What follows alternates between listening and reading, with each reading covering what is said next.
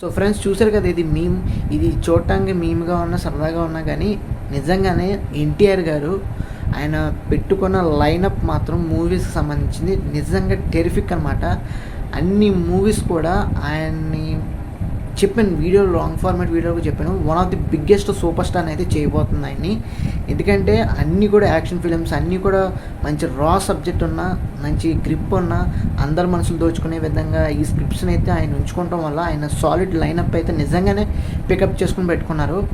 ఏదైతే వార్ 2 కానీ, దేవరా 2 కానీ, అదేవిధంగా డ్రాగన్ కానీ, అంటే ఎన్టీఆర్ గారు ప్రశాంత్ నీల్ గారు ఇద్దరు కాంబినేషన్ డ్రాగన్ సినిమా వస్తుంది అదొకటి. అదేవిధంగా ఎన్టీఆర్ గారు త్రివిక్రమ్ రీసెంట్గానే గాడ్ ఆఫ్ వార్, ఏదైతే సుబ్రహ్మణ్య స్వామి కథ అనుసారంగా తీసుకొచ్చిన మైథలాజికల్ ఫిలిం ఏదైతే ఉందో ఇది ఒక సినిమా అయితే, మళ్ళీ ఇంకొక సినిమా ఎన్టీఆర్ గారు నెల్సన్ గారు వీళ్ళిద్దరు కలయికలో ఒక కమర్షియల్ మూవీ అయితే త్వరలోనే తీయబోతున్నారు. సో ఇవన్నీ కూడా మామూలుగా లేదు, ఒక రాక్ సాలిడ్గా టెరిఫిక్ అనమాట లైనప్ అనేది. ఎన్టీఆర్ గారు ఫిల్మోగ్రఫీ అనేది డెఫినెట్గా నుంచోపెట్టేస్తుంది ఆయన్ని ఒక సూపర్ స్టార్ లెవెల్లో. సో అది ఓవరాల్గా ఎన్టీఆర్ గారు పెట్టుకున్న ప్లానింగ్ అయితే మట్టుకి ఆయన అదృష్టం అలా కలిసి వచ్చింది.